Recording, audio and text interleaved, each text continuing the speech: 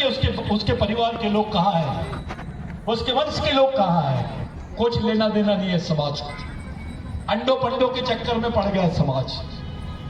शुक्रवार है तो आज संतोषी माता के पास जाएंगे, मंगलवार है तो किसी बजरंग बली की तरफ जाएंगे, शनिवार है तो शनि महाराज के पास जाएंगे। अबे क्या जो पंडा जी है वो फोन पे बात करता है क्या भगवान से? तो शुक्रवार को 13, फलाने को 13, वो तो भगवान से भी खतरनाक आदमी हो गया है। वीर नारायण ने बोला था इस देश में ब्राह्मणों को भगवान का बाप बोलते हैं। क्या बोला था? भगवान का। इस देश में ब्राह्मणों को भगवान का बाप बोलते हैं। बिरसा मुंडा ने बोला था मैं ऐसे भगवान को नहीं मानता हूं जो ब्राह्मणों की मानता है, मैं ऐसे भगवानों को उनके घर का कुत्ता समझता हूं। ये बिरसा मुंडा की सोच है। चाहे फिर गुलाम ब्राह्मण भी हो उसको भी विद्रोही करना पड़ेगा। इस देश में कोई आदमी खुश नहीं है, उनको भी बेवकूफ बनाया जा रहा है धर्म के नाम पर, और उसको मालूम नहीं उसके बच्चे की पेट की रोटी निकाल ली जा रही है। सबसे ज्यादा आत्महत्या करने वाला ओबीसी, खेती करता है, अनाज उगाता है, जो अनाज उगा रहा है वो आत्महत्या कर रहा है। अबे वो जो दूसरे को जिंदा रखता है वो आत्महत्या कैसे कर सकता है? लेकिन परिस्थिति निर्माण की गई है। जो सबसे ज्यादा तकलीफ में है आदिवासी आदमी, वो अपनी जमीन की बात करता है तो केसेस लगाई जाती है, मीडिया नहीं छापता उसको। इनको अदानी अंबानी की बहुत ज्यादा फिक्र है, आदिवासियों की फिक्र नहीं है। ये इसलिए नहीं कर रहे हैं आपको मूल निवासी घोषित, जिस दिन में आपको मूल निवासी घोषित कर देंगे इस देश के जितने उत्खनन के प्रोजेक्ट है वो बंद हो जाएंगे। सबसे ज्यादा कोयला आदिवासियों के क्षेत्र में है, सबसे ज्यादा सोना आदिवासियों के क्षेत्र में है, सबसे ज्यादा जंगल आदिवासियों के क्षेत्र में है, सबसे ज्यादा खनिज आदिवासियों के क्षेत्र में है, सबसे अच्छा पर्यावरण आदिवासियों के क्षेत्र में है। साथियों, इनको आदिवासी क्षेत्र होना पर आदिवासी नहीं होना। और क्या गवर्नमेंट कितनी प्यारा प्रोजेक्ट चलाती है, देखो जंगल बचाओ, इंटरनेशनल लेवल से पैसा आ रहा है, पूरे एनजीओ खा रहे हैं, आदिवासियों के नाम पे करोड़ों रुपए आता है। पूरे बस्तर में गैर आदिवासी का डेवलपमेंट हो सकता है लेकिन आदिवासी का नहीं हो सकता है। उनका डेवलपमेंट ज्यादा हो जाता है, उनको सम्मान मिलते हैं, उनको राष्ट्रपति अवार्ड मिलता है, मैक्से अवार्ड मिलता है। उसी बस्तर, उसी गढ़चिरौली में आदिवासियों को कोई डेवलपमेंट नहीं होता। मामला क्या है? इनका हो सकता है, उनका क्यों नहीं हो सकता? तुम्हारे क्षेत्र को घेर लिया गया है, कोई बात करने के लिए तैयार नहीं है। मैं देख रहा हूं पूरे कर्मचारियों को सिर्फ आरक्षण की पड़ी रहती है, आरक्षण, स्वरक्षण, promotion, reservation in promotion, promotion in reservation, दोनों अलग सब्जेक्ट है। अपने को बेवकूफ बनाया जा रहा है। अगर प्रमोशन इन रिजर्वेशन होता तो आपके 11% फॉर्म, ये सिर्फ 11% ये नहीं भरते आपके नौकरियों के पद, लेकिन यहां उल्टा है, रिजर्वेशन इन प्रमोशन को कंसेप्ट में ला रहे हैं।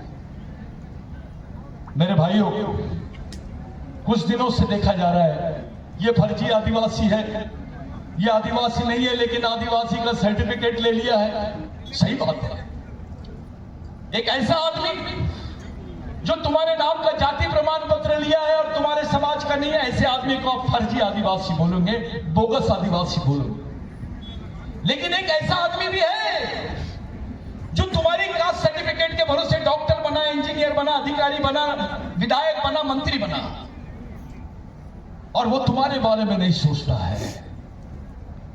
ऐसे आदिवासी को बोलते गद्दार आदिवासी। जब तक के गद्दार आदिवासियों की समस्या का समाधान नहीं होगा तब तक के फर्जी आदिवासियों की समस्या का समाधान नहीं होगा। अब मुद्दे की बात करते हैं। बिरसा मुंडा ने बोला था कि जिस समाज की सामाजिक समस्या नहीं होती है उस समाज की कोई समस्या नहीं होती है। लेकिन जिस समाज की सामाजिक समस्या होती है उसकी समस्या ही समस्या होती है। हमारी सामाजिक समस्या एक है, गोंड अलग भाग रहा है, हलवा अलग भाग रहा है, कंवर अलग भाग रहा है, प्रधान अलग भाग रहा है, माड़िया अलग भाग रहा है, उराव अलग भाग रहा है। ये कैसा समाज? इसको समाज बोलेंगे क्या? भगवान बाबूराव शर्मा के ने बोला था, जो जात को समाज समझता है, समाज को जात समझता है, ऐसा आदमी गांडू होता है। जो समाज के लिए काम नहीं करता है उसको समाज समझता ही नहीं। समाज जिसको समझाए वो शहीद हो गए। भगवान के नाम पे शहीद नहीं हुए, वो समाज के नाम पे शहीद हुए। आप अपने बच्चे को बोलिए, जिसको आपने पैदा किया उसको बोलिए, अपने भाई को बोलिए मेरे बदले फांसी की सजा ले ले। अरे फांसी की सजा तो बहुत दूर है, 1 महीने की सजा नहीं काटेगा आपके लिए। लेकिन ये लोगों ने वो काम किया है। ये वो भगवान है, ये रियल भगवान, they are the real gods. अंग्रेजों ने वीर नारायण को लॉयन फेस बोला था। क्या बोला था? लॉयन से लॉयन फेस, शियर। अंग्रेज तारीफ करते हैं और इंडियन क्या बोलते हैं? क्रिमिनल ट्राइब है। अब एक जिसके खिलाफ में आदिवासी ने लड़ा, उसने उसको शेर बोला। तू देश की बात करता है, जिसके देश में तू रह रहा है, तू आदिवासी को क्रिमिनल ट्राइब बोलता है, वनवासी बोलता है।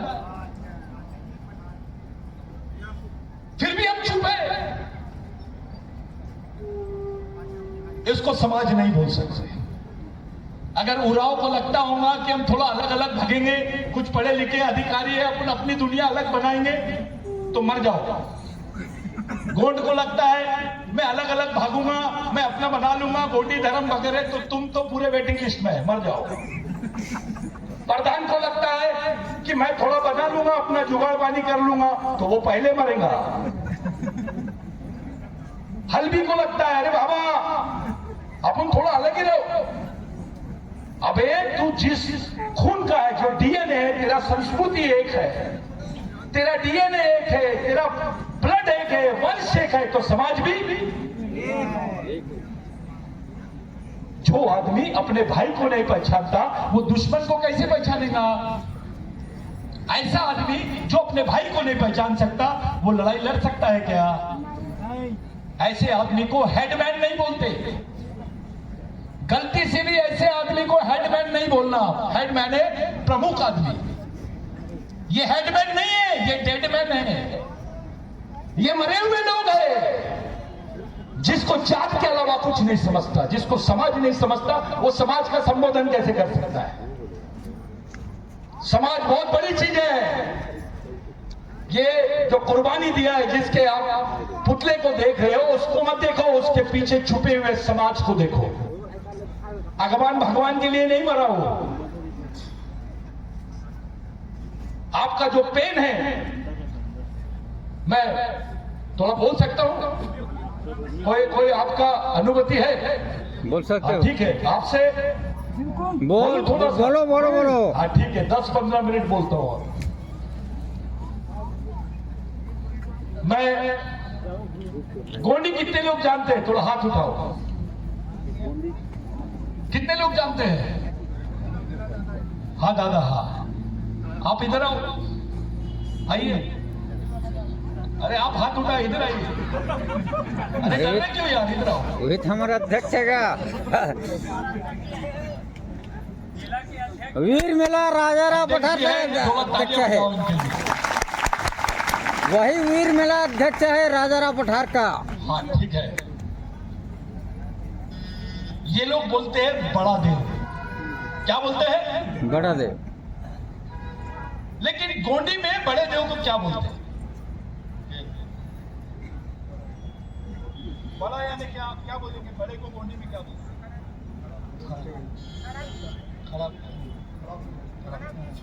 फला पेड़ बोलते हैं। आप आइए, आइए, शर्माओ मत। मैं तो अपने समाज की पंचायत समझ के आया हूं। हाँ सही, धन्यवाद। क्या बोलते हैं गोंडी में? फड़ा पेड़। फड़ा पेड़ बोलते हैं। फड़ा का मतलब क्या होता है? बड़ा। गोंडी में फड़ा का मतलब होता है बड़ी और फड़ोर का मतलब होता है चढ़ेगा बड़ा, है ना। तो ये लोगों ने कितनी बदमाशी की है कि जो हमारी बड़ी देव थी उसको बड़ा देव बना दिया। बड़ा पेन का मतलब क्या होता है? बड़ी देव। आदिवासी संस्कृति में अब तो माने आप कि बड़ा देव यानी वो बड़ा देव नहीं, ये बड़ा देव गलत है, वो फड़ा पेन है, बड़ी देव है वो। पूरा गड़बड़ कहाँ हुआ है वो बताने के लिए आपको बुलाया हूं। बैठ जाइए, धन्यवाद, इनके लिए तालियां बजाओ। फड़ा पेन क्या है? पूरे विश्व के जितने भी धर्म हैं उस धर्म के संस्थापक पुरुष है। इस्लाम के संस्थापक मोहम्मद पैगंबर है, हिंदू धर्म के संस्थापक ब्रह्मा है, क्रिश्चियन धर्म के संस्थापक कौन है? जीसस क्राइस्ट, बौद्ध धर्म के संस्थापक कौन है? गौतम बुद्ध। लेकिन आदिवासी संस्कृति की निर्माता महिला है।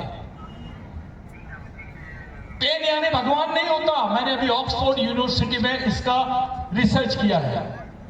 कुछ लोगों ने यहां गोंडी भाषा में कुछ ये किए, मैं उनको भी ये सवाल करना चाहता हूं। पेन यानी भगवान नहीं होता है। अरे भगवान नाम की संकल्पना नहीं थी तब से पेन बोल रहे हैं लोग। पेन यानी भगवान से भी बड़ा। फिर से सुनो, पेन यानी भगवान नहीं होता है, पेन यानी भगवान से भी बड़ा। वो पेन को मानता है आदिवासी जो संस्कृति में है। ये संस्कृति हमारी। विश्व के जितने पूरे धर्म हैं वो सुअर को अछूत जानवर मानते हैं, जिसको गोंडी में पत्ती बोलते हैं। सही बोल रहा हूं? लेकिन आदिवासी संस्कृति में उसको नारायण पेन बोलते हैं। बोलते हैं ना। अभी एक साउथ की पिक्चर आई थी, बहुत चली, कांतारा। ये आदिवासी संस्कृति में बनी हुई है। ये रियल बात है, ये आदिवासी संस्कृति है। हम लोग पेंसा पेन को मानते हैं, बीमाल पेन को मानते हैं। ये जो तुम्हारे 3 शेर है ये बीमाल पेन के हैं। आप पानी को नहीं पकड़ सकते, हवा को नहीं पकड़ सकते, अग्नि को नहीं पकड़ सकते, इसको भीमाल पेन बोलते हैं। भीमाल पेन नहीं, वो कोई महाभारत का भीम नहीं है। कहां राजा भोज और कहां गंगूते। तुलना कर रहे हो आप। ये महाभारत काल, रामायण काल, ये आदिवासी संस्कृति के बहुत बाद में आया है। लिंगों को भी कुछ लोगों ने धर्मगुरु बनाया। वे साइंटिस्ट था, वो साइंटिस्ट था। धर्मगुरु गुरु तो बहुत छोटी चीज है यार। वो साइंटिस्ट था, संस्कृति का साइंटिस्ट था, जिसने बताया 6 देव के लड़के की शादी 7 देव से होनी चाहिए। अब ये कुछ लोग बोलते हैं लिंगो गोड था, कुछ लोग बोलते हैं लिंगो प्रदान था। अबे जब लिंगो था तब गोड और प्रदान नाम की कोई व्यवस्था ही नहीं थी। एक नंबर ना हलवा था, ना माड़िया था। ये कब आया? ये तो 1400 ईस्वी में आया। वे लिंगों की बात 5000 साल पुरानी है। मैं ये सब चीजों से मानता नहीं। मैं कल्पना काल्पनिक शास्त्र में बात नहीं करता, वास्तविक शास्त्र में बात करता। अपनी पीढ़ी के सामने, अपने समाज के सामने असली इतिहास आना चाहिए, नकली नहीं। अगर अपने बाल बच्चों के हाथ में देना है तो सच्चा इतिहास दो, ताकि उसका सर अभिमान से खड़ा रहे। नहीं तो बोलेगा मेरे बाप ने क्या दिया, बंदूक तो दिया लेकिन गोली निकाल लिया।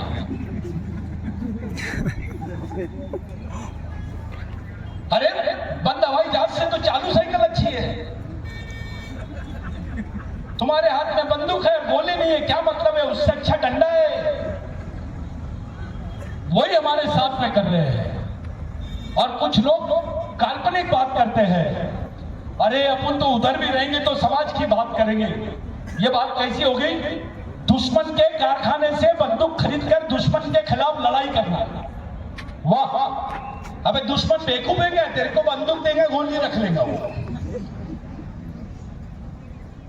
ये सच्चाई है। हमारे लोग मड़ावी है तो मड़ावी कर लिए, पेंदाम है तो पेंदाम कर लिए, रावते हैं तो रावते कर दिए। जैसे तेंदुलकर के रिश्तेदार बनना चाहते हैं। सरनेम बताने को डर लगता है, भाषा बोलने से शर्माते हैं। ये हालत है, अपने आप को बदलने की कोशिश कर रहे हैं। भाई साहब, आप जो भी हो, आपका समाज इसलिए जिंदा है क्योंकि संस्कृति है। धर्म मरम आदिवासियों की कोई छोटी चीज है। विश्व में आदिवासी समाज के 32% लोग हैं विश्व में जो अपना धर्म नहीं लिखते, संस्कृति लिखते हैं। और हमारे लोग धर्म कोड की बात करते हैं। मेरा पानी किसने ले लिया? मैं ज्यादा बोल रहा हूं करके पानी गायब किए क्या? पूरे देश में 70% आदिवासी गड्ढे खोदने का काम करते हैं। कितने लोग पॉलिटिक्स में हैं? थोड़ा हाथ उठाइए यहां।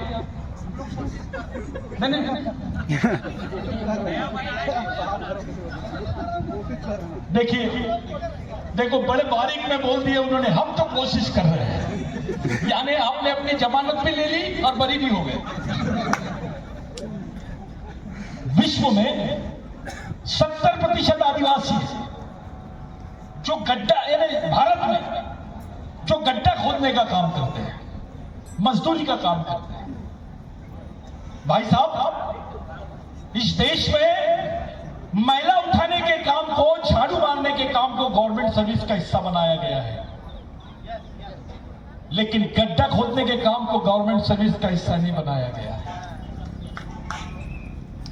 आप लैट्रिन साफ करते हो तो गवर्नमेंट सर्विस में हो, गड्ढा खोदने की तो कोई पोस्ट ही नहीं।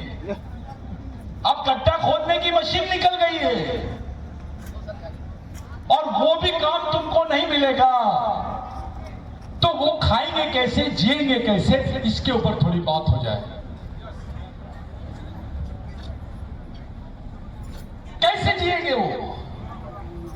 कौन जिंदा रखेगा उनको? कौन सा भगवान आएगा? कौन सा नेता आएगा? थोड़ा पूछो। प्रधानमंत्री नहीं बात करता इस पर, मुख्यमंत्री नहीं बात कर सकता। चलो इनको छोड़ दो, ये आदिवासी नहीं होंगे। राष्ट्रपति बात करती क्या? उनको भी दर्द नहीं है। ये काम नहीं है, सजा है। आदिवासी आश्रम स्कूल में बच्चे पढ़ने जाते हैं, उनका बलात्कार होता है, उनको पुरानी किताबें देते हैं ये लोग। मध्य प्रदेश परीक्षा, छत्तीसगढ़ परीक्षा, महाराष्ट्र की परीक्षा जो स्टेट लेवल की होती है, उसमें पुराने साल का पूरा मटेरियल रहता है और ऊपर का जो कवर रहता है वो नए साल का रहता है। बच्चा पूरा पढ़ता है और फेल हो जाता है। बाद में पता चलता है कि उनको जो किताब दी गई थी वो पुरानी थी, उसमें करंट अफेयर्स नहीं थे। ये हमारे साथ में हो रहा है। अभी बच्चा डॉक्टर बनेगा, इंजीनियर बनेगा, टीचर बनेगा, नौकरी कहां है ये बताइए तो सही। वो जिंदा कैसे रहेगा ये बताइए तो सही। आप लोग एक बहुत बड़े इसकी तरफ जा रहे हैं। आपको बहुत बड़ी लड़ाई लड़ना है मेरे भाइयों। ये देश आजाद हो गया लेकिन आदिवासी आजाद नहीं हुआ, ये सच्चाई है। दंडकारण्य का इतिहास बता रहा हूं मैं। मुझे कोई बोले, मुझे कोई चैलेंज करे, मैं अभी प्रूफ करके देता हूं। ये वो इतिहास है साथियों जो सच्चाई से रूबरू होता है। हमारी मां बहनों को ब्लाउज नहीं पहनने दिया जाता था। वीर नारायण का विद्रोह उसका भी हिस्सा है। ब्लाउज पहनने पे टैक्स लगता था। आज हमारी मां बहनों के बदन पे कपड़े हमारे शहीदों की वजह से है। यही लड़ाई बाबूराव शर्मा ने लड़ा, यही लड़ाई अवंतीबाई ने लड़ी, यही लड़ाई शंकर शाह रघुनाथ शाह ने लड़ा, यही लड़ाई तिलका मांझी ने लड़ा, और यही लड़ाई टंटा भील ने लड़ा, और यही लड़ाई वीर नारायण ने भी लड़ा है। उस जमीन पे बैठे हैं आप। ये मायना नहीं रखता कि आपकी संख्या कितनी है, क्योंकि गांडुओं की कितनी भी संख्या है उससे कोई फर्क नहीं पड़ता। अगर समाज के बारे में सोचने वाले लोग हैं, वो समाज का सच्चा साथी है, समाज को मानने वाला व्यक्ति है, सामाजिक व्यक्ति है, तो 10 लोग भी समाज को खड़ा करके देख सकते हैं। वीर नारायण की लड़ाई ऐसी नहीं खड़ी हुई। 13 महीने लगे उनको समाज के लोगों को जोड़ने के लिए। 13 महीने पैदल चले वीर नारायण, एक एक जगह एक एक गांव में जन जागृति आंदोलन किए, लोगों को समझाए, उस जमीन का महत्व समझाए जिसके लिए अभी सरकार भिड़ी हुई है। बड़े बड़े उद्योगपति और गवर्नमेंट केवल आदिवासियों की जमीन पर टपे हुए हैं। क्या हाल है गढ़चिरौली के? गढ़चिरौली का सूरजागढ़ विश्व का सबसे अच्छा आयरन देने वाला क्षेत्र है। आज वहां के बच्चों को देखिए आप, वो सांस लेते हैं, पानी पीते हैं, लैट्रिन करते हैं तो लाल लैट्रिन होती है। पूरा प्रदूषण खत्म हो गया वहां का। यानी इस तरीके से प्रदूषण बना दिए कि जो पर्यावरण था उसको पूरी तरह समाप्त कर दिया। लोग सांस नहीं ले पा रहे हैं। नौकरी के नाम पर उनको 340 रुपए रोज से झाड़ू मरवा रहे हैं। तुम्हारी जमीनें छीनी जा रही है। आप आंदोलन करोगे तो वहां मिलिट्री लगा दिए है। बुरा नहीं मानना, मैं खुली बात करता हूं। हमारे गांडू नेता बात भी नहीं करते इस पर। यह छत्तीसगढ़ का भी यही इश्यू है, बस्तर का भी यही इश्यू। खुल के बात नहीं करते। वे कौन सी पार्टी से डर रहे हो तुम? कौन है वो? भाई ये तो सोच तू किसका औलाद है, किसकी खून है तू टंटा भील का खून है, गुंडा धुल का खून है, बाबूराव शेरवाके का खून है, बिरसा मुंडा का खून है, वीर नारायण का खून है। ये तो सोच। क्यों डर रहे हो तुम? क्यों डर के बात करते हो? उसके यहां गवर्नमेंट है करके डर रहे हो? तुमको मंत्री बनना है करके डर रहे हो? तुमको कोई पोस्ट होना करके डर रहे हो? कितने दिन पार्टियों से डर के जिंदा रहोगे आप? अपने समाज को जिंदा रखने की बात करना है साथियों। जल, जमीन, जंगल ये आदिवासियों के जिंदा रहने के मुख्य स्रोत थे। स्रोत बोलते हैं आप लोग उसको, रिसोर्सेस। ये भी छीन लिए आपसे। अब आपका आदमी अपनी जमीन पर भी अधिकार नहीं दिखा पा रहा है। अभी मैंने सुप्रीम कोर्ट में केस दायर किया हूं मध्य प्रधानमंत्री जी के खिलाफ, यहां की गवर्नमेंट के खिलाफ, जिसने फॉरेस्ट कंजर्वेशन एक्ट 1980 अमेंडमेंट 2023 पास किए। इन्होंने वो एक ऐसा कानून पास किए कि आपकी 5वीं अनुसूची, 6वीं अनुसूची के जो अधिकार है उसको खत्म, आपके ग्राम सभा के अधिकारों को खत्म, आपकी संस्कृति के अधिकारों को खत्म, आपकी जो जमीन है उसको लीज पे देने का प्रावधान किया इन्होंने कॉर्पोरेट्स को। और पूरे नेता थे वहां पर, पक्ष में बीजेपी के नेता थे, विपक्ष में कांग्रेस के भी नेता थे और पार्टी के भी नेता थे। सब पार्टियां चुप रहती है जब आदिवासियों की जमीनों का प्रश्न आता है तो।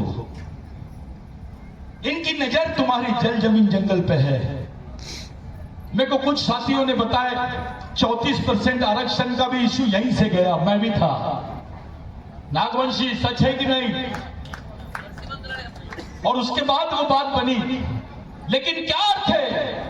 34% आरक्षण को, प्रावधान को बने हुए 10 साल हो गए, लेकिन जो बैकलॉग है, जो नौकरी का बैकलॉग है, उसके हिसाब से 11% जगह भरे, अभी भी 89% जगह भरने की है। कहां है आपके नेता? कौन है इस समाज का चालक, पालक और मालक? जी फॉर गार्जियन यानी पालक, ओ फॉर ओनर यानी मालक, और डी फॉर ड्राइवर यानी क्या होता है? GOD, God. समाज का पढ़ा लिखा आदमी, समाज के नेता, समाज के बुजुर्ग, समझदार लोग, ये समाज के क्या होते हैं? जीओडी, जम के बोलो। लेकिन उल्टा हो गया, डीओजी, डॉग। ये कैसा होगा? ये हालत कैसे होगी समाज की? जो समाज का काम करना चाहिए, जो समाज को बचाना चाहिए, वो आदमी समाज पे आक्रमण करने की सेना का, दुश्मन की सेना का सेनापति बन गया है। तुम्हारा भाई ही दुश्मन की सेना का सेनापति है। लड़ोगे किससे? लड़ाई किससे करोगे आप? कौन है तुम्हारे को बचाने वाला? तुम्हारी बागडोर को संभालने वाला कौन है? उस कानून में ऐसा प्रावधान है कि आदिवासी क्षेत्रों में मिलिट्री लगाई जाए। Paramilitary forces.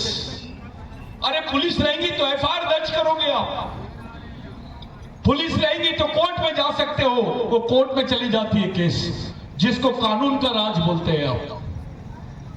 लेकिन पुलिस के जगह आर्मी आ जाएगी, फोर्स लगा दिया जाएगा, तो क्या करोगे आप? फोर्स का काम क्या है? सिर्फ गोली मारना। इस देश में कौन से समाज की लड़की 13 साल की उम्र में नक्सलाइट बनती है? कौन से समाज की लड़की के हाथ में गन है, जिसके हाथ में किताब होना चाहिए, जिसके पास में उसका भविष्य होना चाहिए, उसके पास में बंदूक कैसे आई? ये समाज का कोई आदमी नहीं सोचता है। 13 साल की बच्ची, जिसका मैच्योर भी नहीं हुई लड़की, हमारे साथ क्यों होता है? आपको मालूम है हमारी मां बहनों के साथ क्या किया गया है? मणिपुर में क्या हुआ? नंगा घुमाया आदिवासी लड़कियों को, पूरे देश ने देखा। प्रधानमंत्री जी को 3 महीने बाद पता चला कि वहां कुछ हुआ है। अभी भी कुछ नहीं बोले किसी गवर्नमेंट ने। अपोजिशन भी थोड़ी बात करता है, दोगली बात करता है। आपके फेवर में कोई पार्टी भी नहीं है। आपको अपने आप को, अपने समाज को बचाने की रणनीति बनानी पड़ेगी। राजनीति से काम नहीं चलेगा। अभी इस सामाजिक राजनीति से बचना है तो सामाजिक रणनीति बनाना पड़ेगा। आप किसी भी पार्टी में रहो, कोई भी पार्टी में रहो, समाज सबसे बड़ी चीज है। पहले समाज के लिए बात कीजिए। समाज है तो आप है, समाज नहीं है तो कोई भी नहीं है। ये स्थिति बनाई गई है बस्तर की। सब लोग खुशहाल जीवन जीते हैं, लेकिन आदिवासी दहशत में जीता है। उसको रोटी भी नसीब नहीं होती है। जाओ नागपुर में यहां के पढ़े लिखे बच्चों को भेजो, बंबई में भेजो, काय को दूर रायपुर में भेजो, और बताओ बस्तर से आया है वो बच्चा, तो उसको नीचे से ऊपर तक देखते हैं। गढ़चिरौली से आया है, नीचे से ऊपर तक देखते, किराए का मकान नहीं देते, क्योंकि उस बच्चे को ऐसा देखते हैं नक्सलवादी होगा। और कुछ लोग पूरे आदिवासी समाज को बदनाम करने के लिए नक्सलवादी, आदिवासी समाज नक्सलवादी है, ये सोच सकते हैं, यानी ये बना रहे हैं, ऐसा चित्र बना रहे हैं ताकि आपको नक्सल घोषित कर दे और गोली मारने की इनको परमिशन मिल जाए। मैं नक्सलाइट आदिवासी हो सकता है, लेकिन आदिवासी नक्सलाइट नहीं हो सकता है। और नक्सलवादियों की क्या जरूरत है हमको? हमारे पास तो वैश्य वीर नारायण है, टंट्या भील है, बिरसा मुंडा है, गुंडाधुर है।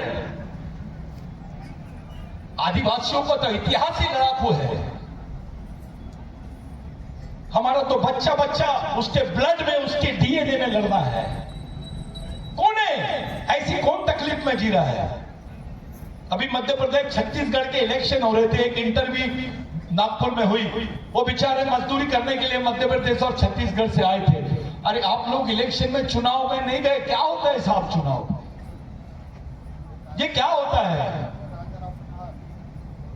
ये आदिवासी पूछ रहा है। खुलेआम ये लोग आदिवासियों के खिलाफ में पार्लियामेंट में बिल लाते हैं, और वो बिल बाद में राष्ट्रपति के पास ले जाते हैं। राष्ट्रपति कौन है? थोड़ा भी नहीं सोची कि ये मेरे समाज के साथ क्या होगा। इसमें आप ही की राष्ट्रपति है। कुछ लोग बोलते हैं हमको सत्ता में आना है। अबे तो राष्ट्रपति से बड़ा कोई पद है क्या? वो भी तो आदिवासी है। उसका इस्तेमाल किया जा रहा है ताकि इतिहास बने रहे कि एक आदिवासी राष्ट्रपति ने ये कानून बनाई। आपको खत्म करने का षड्यंत्र चल रहा है पूरे देश में। ऐसा लग रहा है पूरा देश आदिवासियों के खिलाफ में संघर्ष कर रहा है, उन पे आक्रमण कर रहा है। इसको सिविल वॉर बोलते हैं। कौन मर रहा है? बस्तर का ऐसे जगह है, गढ़चिरौली दंडकारण्य में ऐसी जगह है जहां पैरासिटामोल की गोली नहीं मिलती, बुखार की गोली नहीं मिलती, लेकिन बंदूक की गोली मिलती है आदिवासी क्षेत्र में। कौन जा रहा है उनसे बात करने के लिए? भाई क्यों पकड़ा है बंदूक? बात तो कर। षड्यंत्र है। कोई ज्यादा जम के आंदोलन के खिलाफ दिखा के बाकी बातों को दबाना चाहते हैं। एक झूठा इतिहास आदिवासियों के सामने परोसने का काम कर रहे हैं। ये गवर्नमेंट भी बात नहीं करती है नारायण के बारे में, वीर नारायण के बारे में, झूठा इतिहास बताते हैं। वीर नारायण और मध्य प्रदेश के, छत्तीसगढ़ के जितने क्रांतिकारी हैं, उनका जो गैजेट है उसमें केवल 15 लाइन लिखी हुई है वीर नारायण के बारे में, 16वीं लाइन नहीं है। ये छत्तीसगढ़ ही नहीं बनता अगर वीर नारायण नहीं होते तो। छत्तीसगढ़ ही नहीं होता। ये जो बीजेपी का मुख्यमंत्री है, कांग्रेस का मुख्यमंत्री है, कोई आपने को मंत्री बताता है, कोई मंत्री संतरी नहीं होता, किसी की जमीन नहीं होती अगर वीर नारायण नहीं होते तो। ये लड़ाई क्या थी? उन लोग पहले मध्य प्रदेश, छत्तीसगढ़ और महाराष्ट्र का नागपुर संभाग ये सीपी एंड बरार कहलाता था। CP and Berar central province. ये सीपी एंड बरार का जो बेसिक संघर्ष था वो जमीन का, जंगल का संघर्ष था। वीर नारायण के साथ में 16 गोंडा गोंड, बाबूराव शर्मा के टाइगर हलवा, ऐसे नाम आप लोग पढ़ेंगे। जब इंग्लिश ब्रिटिश गैजेट्स को आप लोग पढ़ेंगे तब वीर नारायण का रियल हिस्ट्री मिलता है। भारत सरकार के गैजेट में आप तमाम लोग बैठे हैं और इसके बाद इस पर चर्चा भी होनी चाहिए। इस पे चर्चा ये होनी चाहिए कि ये जो सतीश पेदनाम ने बोल के गया, ये गलत तो नहीं बोला। अपने नेताओं से पूछो, अपने साहित्यकारों से पूछो, अपने समाज के जवाबदार लोगों से पूछो कि वीर नारायण का नाम शहीदों की लिस्ट में है या क्रिमिनल ट्राइबल की लिस्ट में है, जिसको गुनहगार जमात बोलते हैं। ये सरकार ने अभी भी वीर नारायण का नाम गुनहगार जमात की लिस्ट में लिखा है, शहीदों की लिस्ट में नहीं लिखा है। कोई उच्च वर्णीय आदमी होता है तो उसका नाम शहीदों की लिस्ट में आता है, लेकिन वीर नारायण का नाम, टंट्या भील का नाम, राघोजी भांगरे का नाम, बाबूराव शर्मा के का नाम, तिलका मांझी का नाम और बिरसा मुंडा का नाम इन्होंने क्रिमिनल ट्राइबल लिस्ट में लिख के रखा है। क्रिमिनल ट्राइबल का मतलब होता है गुनहगार जमात। विश्व के किसी देश में ऐसा कानून नहीं बना जो भारत में बना आदिवासियों के खिलाफ है। विश्व के किसी देश में नहीं बना ऐसा कानून जो भारत के आदिवासियों के खिलाफ में बना है। कानून यह था क्रिमिनल ट्राइबल बिल। ये क्रिमिनल ट्राइबल बिल क्या था कि आदिवासी जो जमीन के लिए लड़ते हैं उनको क्रिमिनल बोला गया। यहाँ के उच्च वर्णीयों ने आदिवासियों को क्रिमिनल बोले क्योंकि वो अपनी जल जमीन जंगल की बात कर रहा था अंग्रेजों के खिलाफ। ये अंग्रेजों के खिलाफ की जो लड़ाई थी जल जमीन जंगल की, उस लड़ाई को मोड़ दिया गया। ये सच है। इस देश में ये लोग जो बताते हैं अंग्रेजों के खिलाफ लड़ाई थी, तो इस देश का उच्च वर्णीय किसके साथ था? जो लोग अपने आप को यहाँ के बहुत महात्मा समझते हैं, उच्च वर्णीय समझते हैं, ये भी अंग्रेजों के साथ में थे। ये इतिहास बताता है। इन्होंने आदिवासियों के खिलाफ में यहाँ के जमींदारों ने, उच्च वर्णीयों ने अंग्रेजों का साथ दिया, आदिवासियों का साथ नहीं दिया। इस देश की 70% लड़ाई जो है जमीन की आदिवासियों ने लड़ी है। कोई क्लेम नहीं कर सकता कि ये देश उसका है। ये देश का मालिक आदिवासी है। जमीन की लड़ाई किसने लड़ा? हवे में है क्या देश? देश हवे में और पानी में नहीं होता है। देश तो जमीन पे खड़ा है। उस लड़ाई को लड़ते वक्त आदिवासियों को इन्होंने क्रिमिनल ट्राइबल बोला, और जिसको क्रिमिनल ट्राइबल बोल देते थे उसको अगर किसी ने मार भी दिया तो एफआईआर नहीं होता था उसके ऊपर गुना दर्ज नहीं होता था। आप लोगों को देखकर मारने का, शहर में अगर क्रिमिनल ट्राइबल दिख गया, गोंड हो गया, प्रधान हो गया, हलवा हो गया, कवर हो गया, ये जहां भी दिख गए इनको मारो, ऐसा कानून था। उसके ऊपर किसी पे केस नहीं दर्ज होती थी। इसलिए वो जो 10,000 लोग वीर नारायण के साथ मारे गए, उनका कोई भी रिकॉर्ड आपको मिलता नहीं है। जलियांवाला बाग आपने सुना होगा, आपने बहुत सारी लड़ाइयों का जिक्र सुना होगा, लेकिन वीर नारायण की जो लड़ाई है एक अलग टाइप की लड़ाई थी। ये क्रिमिनल ट्राइबल बिल के खिलाफ की लड़ाई थी, ये जमीन के खिलाफ की लड़ाई थी, ये संस्कृति की लड़ाई थी। मैं बेसिक बातें आप लोगों के सामने बताना चाहता हूं। हम वीर नारायण के बारे में जानने के पहले उनका जो संघर्ष है, उनकी जो लड़ाई है, उसको समझने की कोशिश करें। पूरे बस्तर संभाग में एक व्यवस्था आई मध्य प्रांत में, जिसको सेंट्रल प्रोविंस बोलते हैं।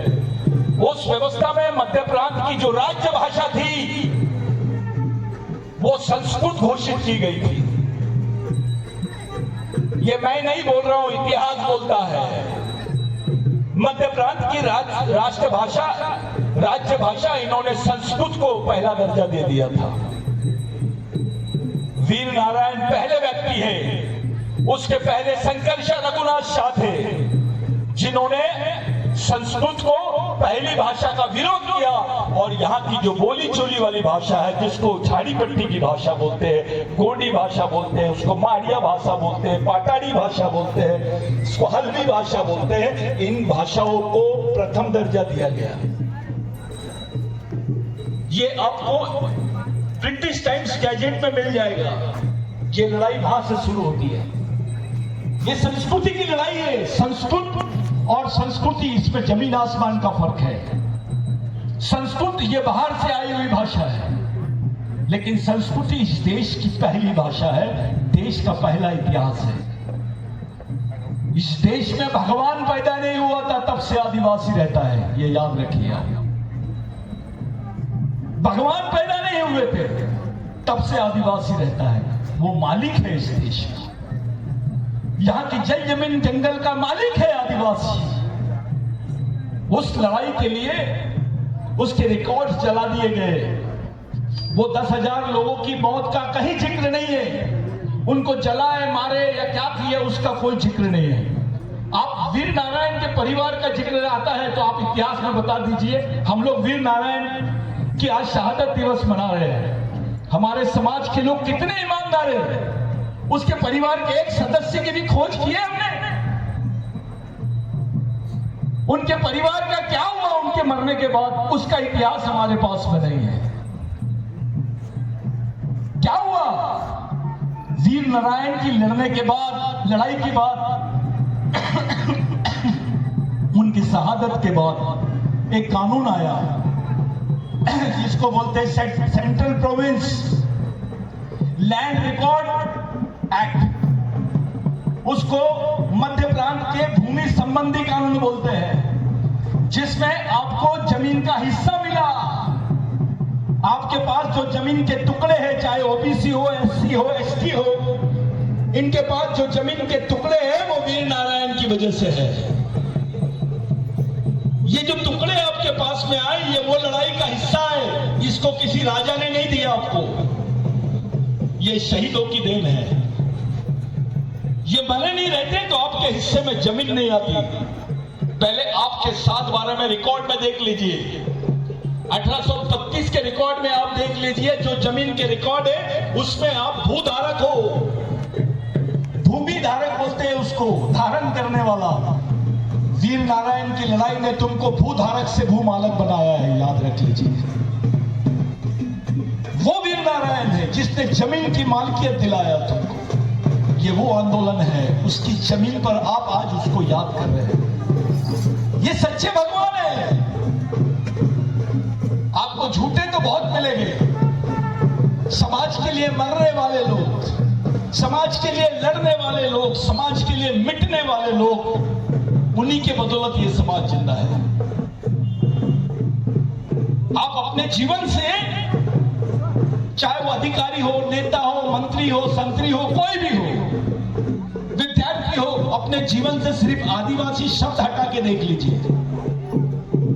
अगर आप आदिवासी नहीं है तो आप क्या हो, उसके बाद आपको कहीं नजर नहीं आएंगे। आप, इतनी बड़ी ताकत है इस सामाजिक शब्द में, और उसी सामाजिक शब्द के लिए, उस समाज के लिए ये लोगों ने कुर्बानी दी है। वीर नारायण ने किसी जाति के लिए कुर्बानी नहीं दिया, किसी धर्म के लिए कुर्बानी नहीं दिया। आदिवासियों को कोई धर्म की जरूरत नहीं है। ये वो संस्कृति है जो 20,000 साल पुरानी संस्कृति है आदिवासियों की। जब धर्म पैदा भी नहीं हुआ, कुछ लोग आदिवासियों को सनातन धर्म से जोड़ने की बात कर रहे हैं। भाई, सनातन धर्म का उद्गम नहीं हुआ था, उसके हजारों साल पहले से आदिवासी संस्कृति का अवशेष है। आप इस बस्तर को ही देख लीजिए, जो सच्चाई है उसको अपनाइए, उसकी तह में जाइए, क्योंकि अब इतिहास बदला जा रहा है। आप कोई इस देश का मालिक नहीं बोल रहे हैं, कोई सुप्रीम कोर्ट का निर्णय आया है। आप लोग सब सोचिए, आप बुद्धिजीवी है समाज के। इस देश में सुप्रीम कोर्ट बोलता है कि भगवान राम यहां पैदा हो गए हैं, तो पूरे देश ने मान लिया और उनके मंदिर का निर्माण कर रहे हैं। लेकिन उसी सुप्रीम कोर्ट ने बोला है कि आदिवासी देश का पहला मालिक है, पहला नागरिक है। ये गवर्नमेंट यूनाइटेड नेशंस में नहीं बोलती है कि यहां आदिवासी रहते हैं। इनका स्टेटमेंट जाता है भारत सरकार का कि भारत में आदिवासी नहीं है। साथियों, इसका दूसरा मतलब होता है आदिवासी भारत के नागरिक नहीं है। आपकी मालकियत की तो बात बहुत दूर हुई, आपकी मालकियत की बात भी नहीं बढ़ रही, आपकी नागरिकता को भी नकार रहे हैं। आपको अनुसूचित जनजाति के नाम से स्वीकारते हैं, लेकिन आदिवासी के नाम से स्वीकारा नहीं जाता है। ये वो लड़ाई थी, वीर नारायण की लड़ाई, वही लड़ाई है। उस जमीन पे बैठे हैं आप लोग। मैंने पहला सवाल किया कि यहाँ के गैजेट में वीर नारायण के साथ जो 10,000 लोग मारे गए, उनका जिक्र क्यों नहीं है। मैंने दूसरा सवाल किया कि जब क्रिमिनल ट्राइबल बिल था, और क्रिमिनल ट्राइबल बिल होने की वजह से, उसके खिलाफ में वीर नारायण की लड़ाई होने की वजह से उनका नाम आज भी क्रिमिनल ट्राइबल बिल में है। क्रिमिनल ट्राइब की लिस्ट में है, शहीदों की लिस्ट में नाम नहीं है। वीर नारायण के द्वारा जितनी जमीन संपादित की गई थी उसका आंकड़ा बताता हूं मैं आपको। 2,32,000 हेक्टेयर जमीन वीर नारायण ने मुक्त कराया था। 2,80,000 हेक्टेयर जमीन, 2,32,000, 2,32,000 हेक्टेयर जमीन वीर नारायण ने मुक्त कराया था, तब बस्तर बना है। ये जो बस्तर दिखाई दे रहा है, कांकेर, बालोद वगैरह जो क्षेत्र दिखाई दे रहा है, ये उसी लड़ाई का नतीजा है। आपके पास 2 एकड़, 5 एकड़, 20 एकड़ जमीन है, किसी भगवान ने नहीं दिया आपको, किसी अंडे पंडित ने नहीं दिया, किसी महाराज ने नहीं दिया, किसी मंत्री ने नहीं दिया, आपको ये शहीदों ने दिए हैं। ये जमीन उन शहीदों ने दी है जिन्होंने समाज को भगवान से बड़ा समझा है और समाज के लिए हंसते हंसते जान ले दी।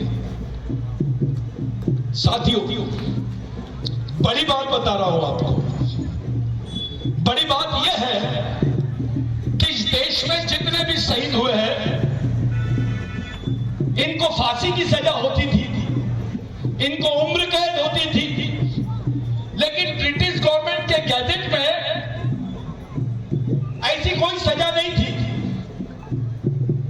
उसके अलावा कोई दूसरी सजा नहीं थी। लेकिन यहां के मनुवादियों ने, यह बात खुल के बोलना चाहिए, आपने अपने आप को पहचानो, अपनी अंतरात्मा से बात करो, समाज के लिए खुल के बात करो, मरने का भय मत रखो, जीने की बात करो, लड़ने की बात करो, सच बोलो कि यहां के उच्च वर्णियों ने शंकरशाह रघुनाथ शाह को जबलपुर के सामने और वीर नारायण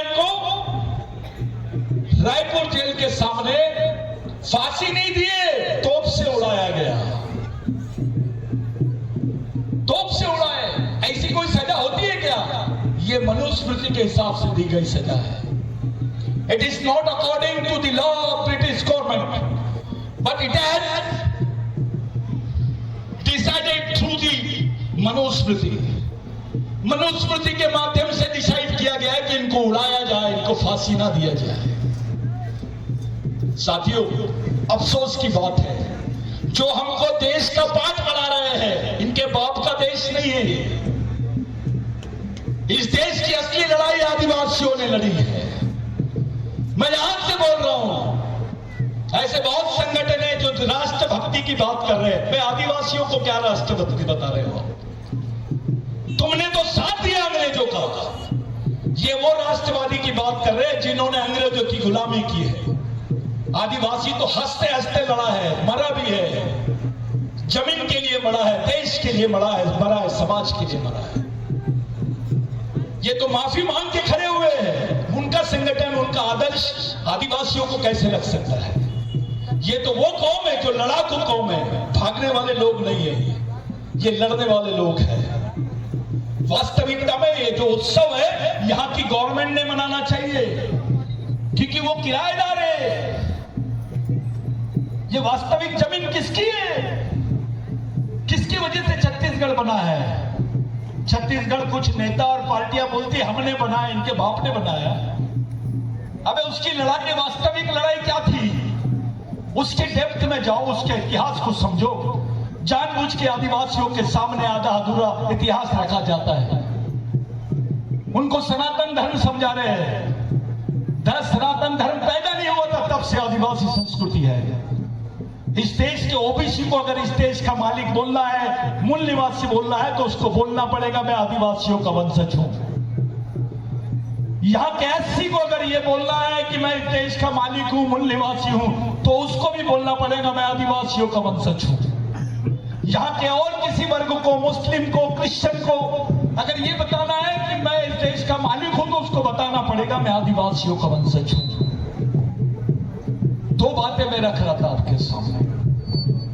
इस देश का सबसे बड़ा न्यायालय यानी सर्वोच्च न्यायालय, सर्वोच्च न्यायालय ने न्याय दिया कि भगवान राम यहां पैदा हुए, मान लिए।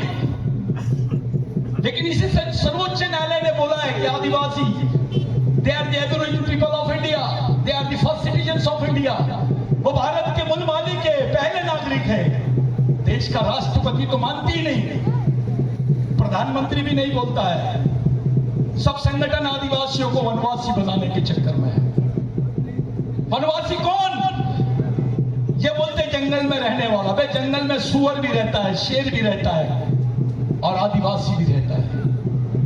किसको बोल रहे हो? ये मजाक उड़ाते हैं आदिवासियों की संस्कृति का। अब ये जो दंडकारण्य है, गढ़चिरौली से लेकर छत्तीस बस्तर का जो एरिया है, अब इसको साबित कर रहे हैं राम पदगमन। वहां बड़ा देव चला था ना, लिंगो भी घूम रहा था ना वहां, तब तो राम पैदा ही नहीं हुए थे। तो अपने आदिवासी जितने साहित्यकार हैं, नेता हैं, समझदार लोग हैं, पढ़े लिखे लोग हैं, क्या कर रहे हैं? यहां राम पदगमन के चिन्ह दिखाई देते हैं, लिंगों के चिन्ह नहीं दिखाई देते क्या? हीरा सुक्का के चिन्ह नहीं दिखाई देते क्या? शिव के चिन्ह नहीं दिखाई देते क्या? राम के ही क्यों दिखते? रावण के क्यों नहीं दिखाई देते? ये षड्यंत्र को आपको समझना पड़ेगा। ये एक बहुत बड़ा षड्यंत्र चालू है। जिन आदिवासी क्षेत्रों में लाइब्रेरी होना चाहिए, वहां पे पुलिस के केंद्र होना चाहिए, उन आदिवासी क्षेत्रों में मिलिट्री लगा दी गई है। वहां फोर्सेस प्लांट कर दिए इन्होंने। ऐसा लगता है कि दूसरा कश्मीर है बस्तर। मैं यहां से बोल रहा हूं, मुझे मालूम है यहां से बोलने का मतलब क्या है, लेकिन कौम की बात है, समाज की बात है, सच बोलना जरूरी है। हम लोगों को पार्टी की चिंता है, नेता की चिंता है, समाज का क्या? समाज बड़ा कि नेता? समाज बड़ा। समाज बड़ा की पार्टी? समाज। संस्कृति बड़ी की धर्म?